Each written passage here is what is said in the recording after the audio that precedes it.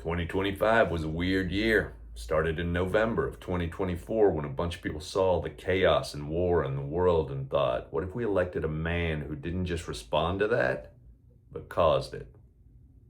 Here's how that went. Another weird week. Another weird week. Another weird week. Another weird week of firing workers he accused of fraud while pardoning criminals who were actually convicted of it. Catholics losing a leader in America with a leader who's losing it. Watching an extra husky toddler melt down after a disappointing birthday party. We get to find out what it looks like when a Trojan horse is shaped like a clown car, all while the president and the Republic slowly become bananas. He used his office to sell his own meme coin and spent millions on golf vacations while denying FEMA aid to victims of tornadoes, fires, and flood. President's firing people who use preferred pronouns while banning the AP for not using his preferred geonouns. Found out a 6'3", 220-pound man can look like Homer Simpson. Consumer confidence is lower than the president's threshold for criticism. A malignant narcissist is mostly just insecure. He'll do crazy things to hide it, like shrinking an entire economy just to make his hands look bigger. With an angry old man trying to blame immigrants for the problems mostly being caused by billionaires. He gave a free pass to murderers, money launderers, and people who stole policemen funeral funds. He wouldn't back down on tariffs, and then, true to form, he backed down on tariffs. That when a dude posts pictures of himself cosplaying as the bad guys from both Star Wars and the movie Spotlight, that might just be a confession, while the rest of us just watch to see if the economy loses its jobs faster than the president loses his marbles. The president made his first overseas trip to visit some sponsors of terror, his attorney general's former employer, and his biggest donors. After last week's cabinet meeting that he mistook for a bedtime story, the president went back to the one thing he's ever been good at: selling snake oil to villagers. He suddenly had to decide whether we preferred our supervillains to be dumb or smart when America's two most powerful Nepo babies got into a verbal slap fight. Kind of like Alien versus Predator, but without the empathy. Smart people hire smarter people who challenge them, and not just yes men who won't even tell them when their makeup's caking. A man who walks away from our soldiers and allies like they're one of his bankruptcies or marriages. Stephen Miller wants you to believe the biggest threat to your daughter is brown and not orange. All because a felon who cheats a broken financial system wants you to blame it on people trying to follow the rules of a broken immigration system. While thieves stole jewels from the Louvre in Paris, America one-upped them by having its institutions looted by a sitting president. He got a hotel, a golf course, crypto funding, a bribe plane, and lots of bipartisan criticism. How some men need chaos to feel powerful and will do stuff like attack a whole U.S. city just to distract from him tripping on some stairs. A man whose net worth has grown by $3 billion while in office and spent $50 million on taxpayer-funded golf has finally solved the real problem: your grandma's automatic Medicare renewal. The ability to self-promote isn't the same as the ability to lead, and confusing those is how you get a draft dodger having a $90 million military birthday parade. Fact is, a guy who doesn't read telling you he's donating Swamp Force 1 to his library is like Christy Noam telling you she's donating something to her animal shelter. Don't buy it. Because just like his poll numbers, the economy, and the thickness of his apricot makeup, everything's a little off right now. The president continued his freeze of cancer and Alzheimer's research because he's sad he couldn't get into Harvard. And as we witnessed in the Oval Office, all it takes for a 6'3" president to look small is to stand next to a 5'5" man with principles. While millions protested in solidarity with our founding fathers, the guy they warned us about finally admitted he kind of wants to be a dictator. The dude sells pardons like he works at a mall kiosk, and he treats social media like he lives in his parents' basement. His only polls that are going up are the weird flag ones he erected at the White House. A convicted felon who thinks migrants eat cats and dogs doesn't understand criminality, or immigration, or pets. It's weird that he doesn't have a pet, right?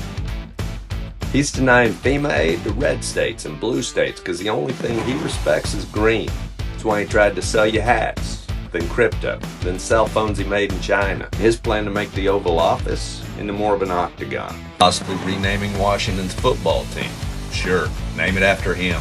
Call them the Thin Skins. A man with 6 bankruptcies whose domestic policy is marketing tanks and economic policy is tanking markets now wants to be in charge of our monetary policy. Those are the desperate moves of a dumb man with cankles. He's a Norwal-shaped man who's never applied for a job in his life and says he's 6'3", 215 pounds. I think it's safe to assume he just doesn't understand jobs or numbers.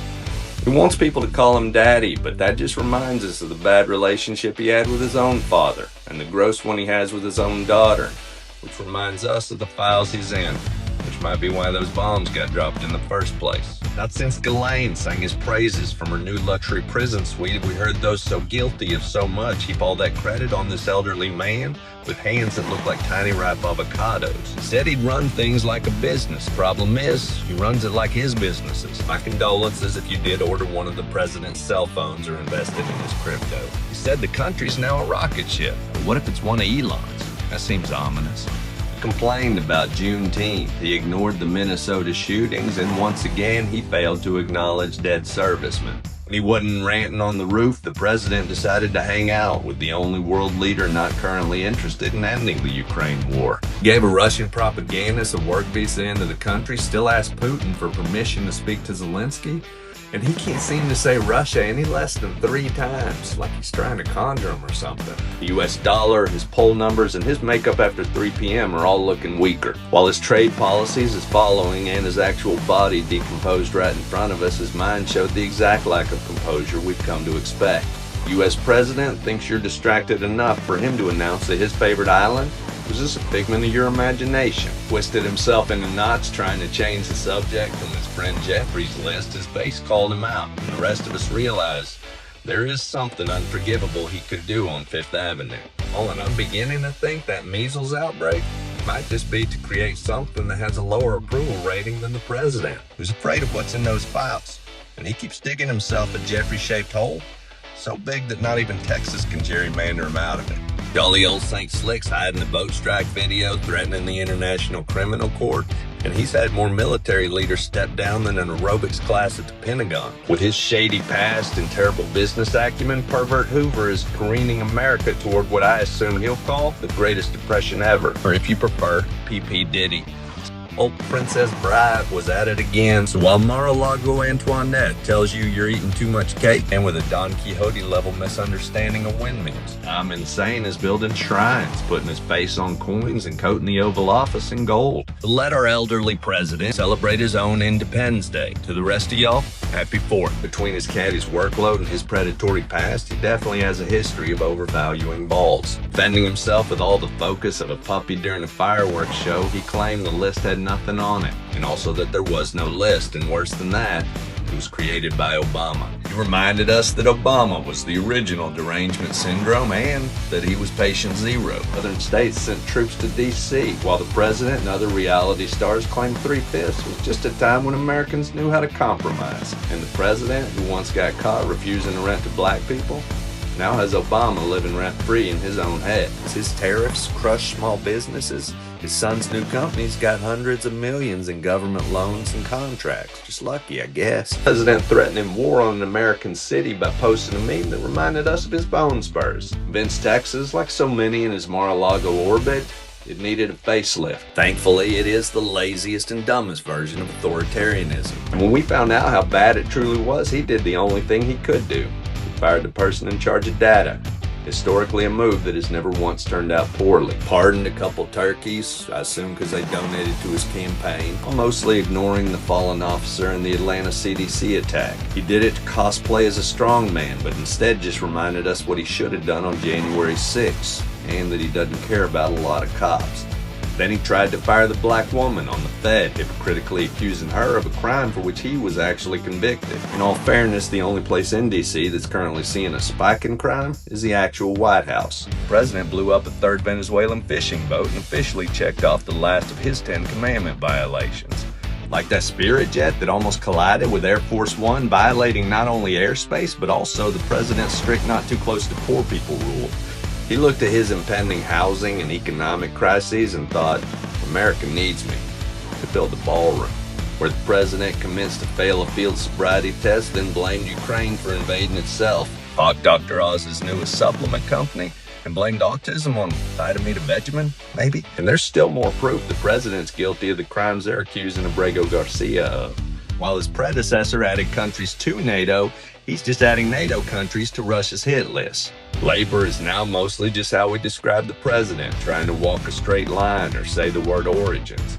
So while the president's hands change colors like the autumn leaves and do look like they will also soon fall off, and hasn't been around this much fake blood since that time he heard the bullet in Pennsylvania. Figure out what speech is allowed, just listen to what the president says and do not say that about him. Trying to stop a war in the Mideast while trying to go to war with the Midwest. At this point, gold standard research just means plating the Oval Office in gold using money intended for pediatric cancer research. His skin is changing colors, his body parts are swelling, and he can't speak in complete sentences. Bread lines got longer and his health care got more expensive. The president illegally demolished the People's House to make more room so the ultra-wealthy can have better parties. And his drunk uncle speech at the UN may have been the single greatest argument ever made against authoritarian rule. Capped off with a Mitch Hedberg-style metaphor of what that'll do to a country when he stepped onto an escalator and immediately made it stairs.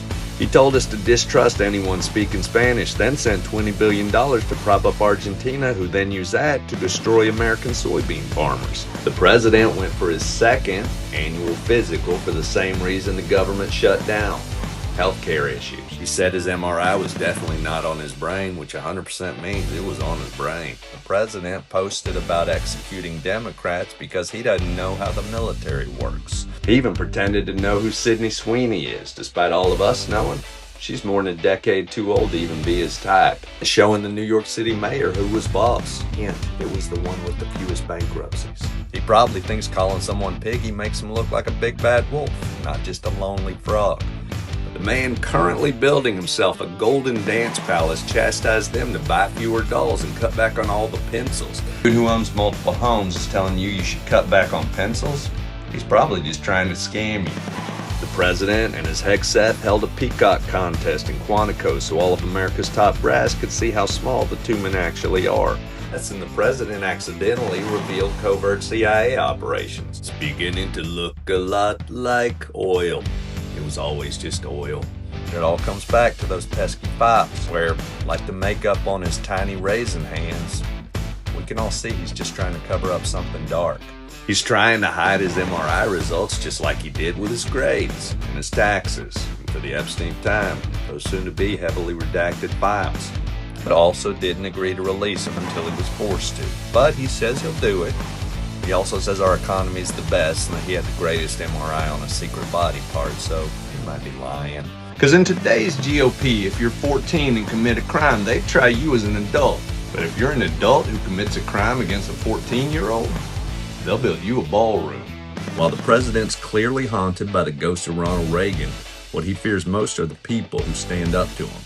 After 1 week in a protest, the dude started building a bigger bunker. They say the president's playing four-dimensional chess, but in reality, he's just acting like a queen, being protected by his pawns, and mostly getting bested by smarter leaders. But comparing him to other presidents is unfair. What he's doing to a healthy economy and population is a lot more comparable to the first 100 days of COVID. Because inside that Scooby-Doo villain exterior is just a tiny man who wants to be a tyrant and wants average Americans to just stop meddling. Recognize that military parades don't make you a leader any more than bone spurs make you a cowboy. And to be honest, even if he is familiar with the Great Depression, he probably only remembers that people called it great. Even though he wants to be a king, he can't help but act like a queen. The one from Snow White, just out here trying to get rid of all the fairest people because he can't handle what he sees in the mirror. Stay ornery, stay ornery, stay ornery, stay ornery.